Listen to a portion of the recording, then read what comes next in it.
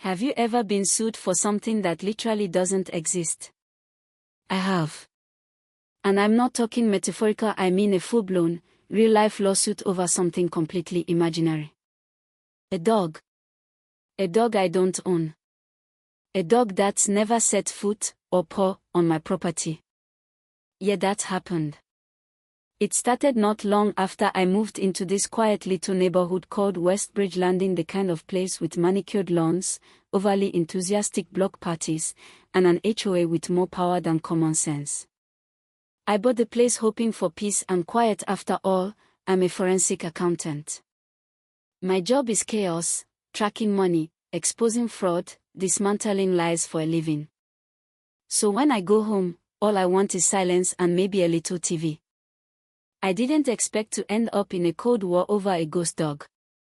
The first shot came in the form of an email from Kara Cointon, our lovely HOA president, a woman who carries a clipboard like it's a weapon and runs our neighborhood like she's managing a military base. Dear Mr. Miller, it said, we've received reports of excessive dog barking from your property. This violates bylaw 74C. Please resolve the issue immediately. I thought it was a mistake, some mix-up with a neighbor. So I wrote back, politely, explained I don't own a dog, never have, and maybe the barking came from somewhere else. Her reply came fast and curt. She had multiple credible sources, and the matter was far from resolved. Just like that, the tone shifted.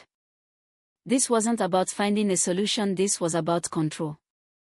Now here's the thing, Kara had no clue who she was dealing with.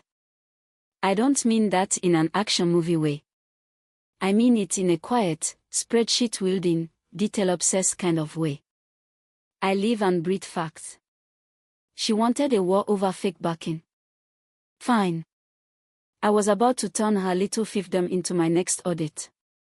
I tried one more time to be reasonable, offered to let her or any board member walk through my home, check it out, confirm there was no dog. I even suggested we investigate where the sound might actually be coming from, maybe it'd help everyone. You'd think she'd appreciate the offer. No. 3 days later, I got a certified letter on HOA letterhead with my first fine $100. Apparently, Kara now had audio evidence of my dog's crimes. She didn't attach it.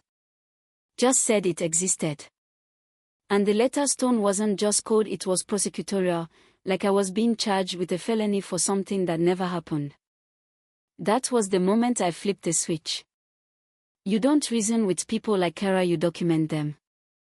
You outmaneuver them. And lucky for me, my entire professional life is about catching liars who think they're smarter than the system. So I dug in. I spent that entire weekend, a weekend I'd planned to use assembling a new grill, reading through every single HOA document I could find. Bylaws, covenants, meeting minutes, financial reports, you name it. My living room looked like the set of a true crime docuseries. But somewhere in all those dry, overly wordy pages, I found gold. For one, HOA rules required verifiable, time-stamped evidence before issuing a fine, not some grainy mystery recording from a phone pointed vaguely in my direction. And then I saw something else. Homeowners had the right to inspect all financial records, vendor contracts, and communications between board members. Bingo! Because Kara thought this was about a dog. But the more I read, the more I realized it wasn't. Not really. It was about power. And misuse of it. I formally appealed the fine, citing all the bylaws she conveniently ignored. Her response: another fine, this time $250. For continued violations. Still no dog. It was obvious she wasn't interested in fairness. So I decided to confront her directly at the next HOA meeting. I showed up early, took a seat in the back, and waited for the public comment section. When I stood up to explain my situation, Kara cut me off before I could get past the second sentence. Mr. Miller, she said, with this condescending little smirk, this isn't the place to address individual violations. I'll be honest, that moment It was infuriating. Being publicly silenced, treated like some troublemaker in front of my neighbors, it lit a fire I didn't even know I had. 2 weeks later, I was served.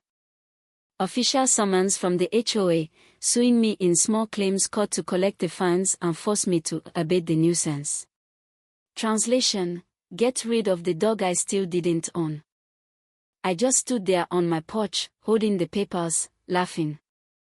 Not because it was funny, but because it was so insanely absurd I didn't know how else to react. Apparently, Carol saw me from her window. Less than 10 minutes later, a police cruiser pulled up to my curb. She'd called the cops, said I was acting erratically. Laughing too loud. Harassing her. The officers looked exhausted. I explained the situation, showed them the lawsuit. One of them sighed and said, "As long as you're not yelling at anyone, you're fine." That's when I knew. Kara had crossed the line. This wasn't about noise or rules anymore. This was personal. And now, it was war. I wrote a formal discovery request, demanding access to 7 years of HOA financials which, per the bylaws, I was entitled to. While I waited, I launched my side project, a full area survey of the neighborhood using my commercial-grade drone. I logged every rule violation, unapproved paint jobs, visible trash bins, commercial vehicles parked overnight. And you know what? The biggest violators weren't random homeowners, they were Kara and her little board clique. That same week, the documents I requested arrived, 2 huge boxes delivered right to my door. I spent nights poring over them, building a forensic spreadsheet. That's when I found it almost every major vendor contract, totaling hundreds of thousands of dollars, had gone to a company called Cointon Landscape and Home Services. Owner: Darren Cointon. Kara's brother-in-law. Publicly confirmed through a family photo at a barbecue. There was no disclosure of the relationship in any meeting minutes. I called around, got quotes from other vendors. They were charging 30 to 40% less. So not only was Kara abusing her authority, she was doing it to line her own family's pockets. The final twist. The drone footage I'd gathered showed Kara's own property had multiple violations: wrong paint color, unapproved satellite dish, rose bushes encroaching onto common grounds.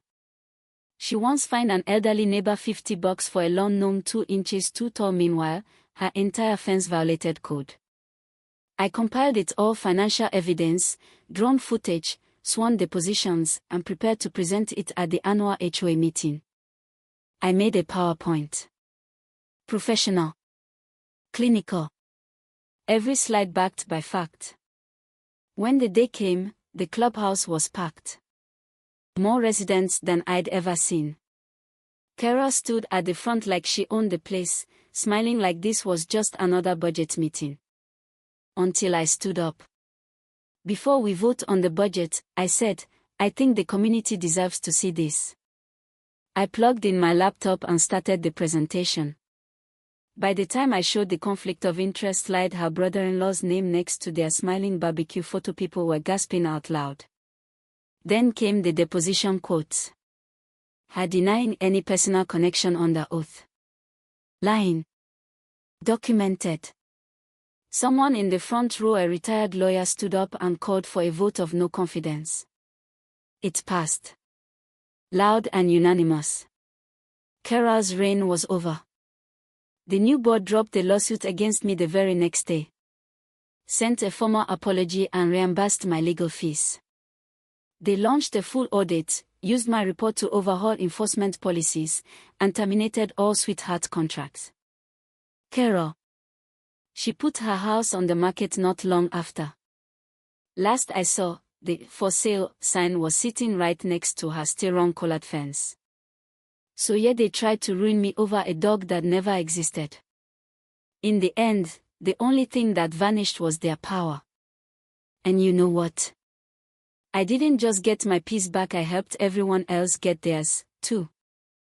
But here's the question: if this happened in your neighborhood, would you fight? Or just roll over and hope the barking stopped? Let me know down in the comments because I've got a feeling more than a few of you out there have your own Carol Cointon.